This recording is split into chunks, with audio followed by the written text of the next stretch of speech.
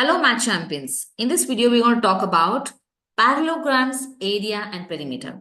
Okay. Before you go ahead with this video, I want you to understand how we found out the area of a triangle. Okay. The link of this particular video is in the top right corner of this video now.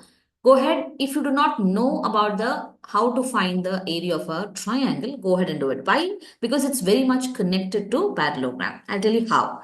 Okay. First, let's talk about parallelogram. What is a parallelogram? It has certain characteristics. One of the characteristics is that it has two sets of parallel lines. Means this line is parallel to this and this line is parallel to this. Like that, two sets of parallel lines will be there. And the opposite sides will be equal. This side will be equal to this side and this side will be equal to this side. So, opposite pairs of sides are equal in length. Okay, these are some of the characteristics of a parallelogram. With this, what happens is it becomes easy for us to find the perimeter.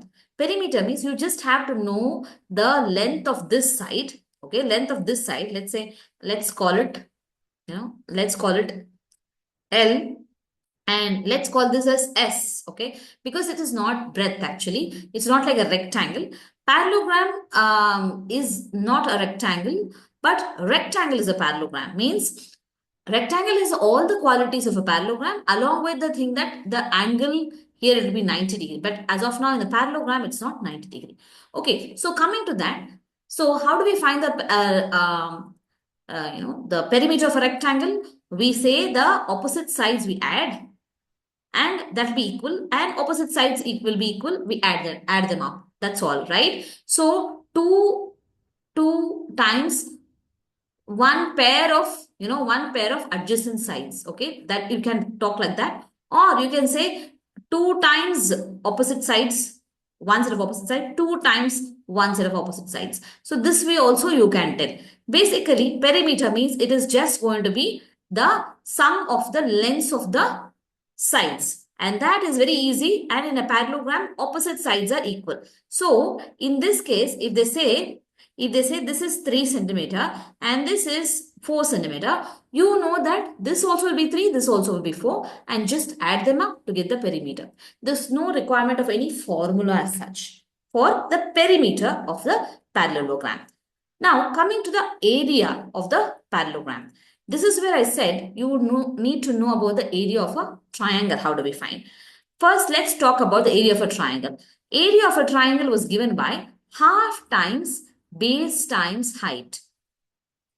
And now this base and height, what is the meaning of this base and height? Let's clarify that also once again. Let's do a quick recap of that also. If this was a triangle, and this was taken as the base, okay, this was taken as the base, then a perpendicular line, that is a 90-degree line, standing on this and touching the opposite vertex, this was called as the height. This was called as the height. So this is the understanding. Now, we will use the same knowledge to see the area of a parallelogram.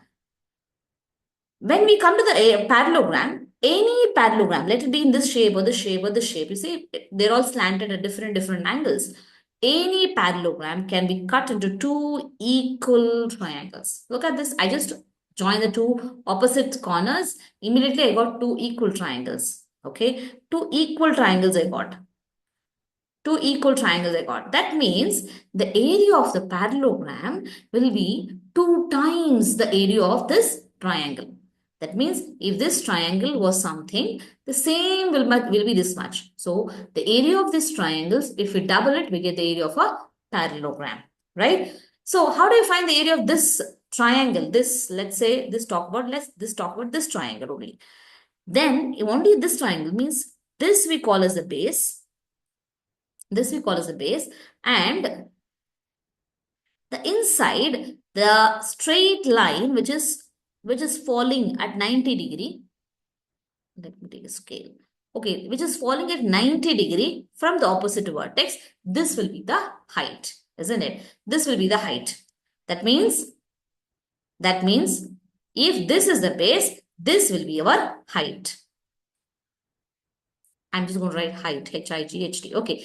Now, if I take this triangle, this will be the base Then standing on this line, if I try to make a line, right? If I try to make a line, but it's not touching the opposite vertex. So what I can do, I can imagine to extend this line and instead put that straight line here. So that will be my height. One of the important things you have to see is it is coming down from the opposite vertex to the base. This is the baseline and is opposite falling from the opposite vertex, and it is at 90 degree. Very important. So this length will be the height. However, the base only will be only from till here to here, not till here. It is not till here. It is only from inside the triangle. Now coming to this parallelogram, to make it more clear, if I take this as the base, the height means a vertical line, but it should be at 90 degree. And see, it can stand at one second. Okay, if I'm taking this, can I move this line? Let me try. Okay, what happens is if I am moving this line, you can see here, it is same as this line. Both these lines are same. And it should actually touch the opposite vertex. But no problem, this opposite vertex is same as this opposite line also. So you can just say that a base is there and a perpendicular line touching the opposite side. Also it can be. In that sense, here also, we can think the line is extended here, and any line, perpendicular line, standing on this base and touching the opposite side. It can also be like that also. Okay, so basically height is always a perpendicular line standing on the base and touching the opposite side or opposite vertex. Okay, either of this way. If this we know, then we can say area of this parallelogram is 2 times this area of this triangle.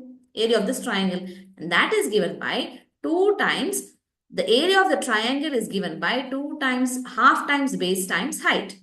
So what happens? This 2 times the half makes it 1, isn't it? So the area of a parallelogram will just be base times height. And base is any side. It can be any side. Let me take a different base side and show you how it can come. Okay. In the beginning diagram, if I take this as my base, then where should my height be? Height should be standing on this line. Standing on this line and should be perpendicular. Let me draw it again.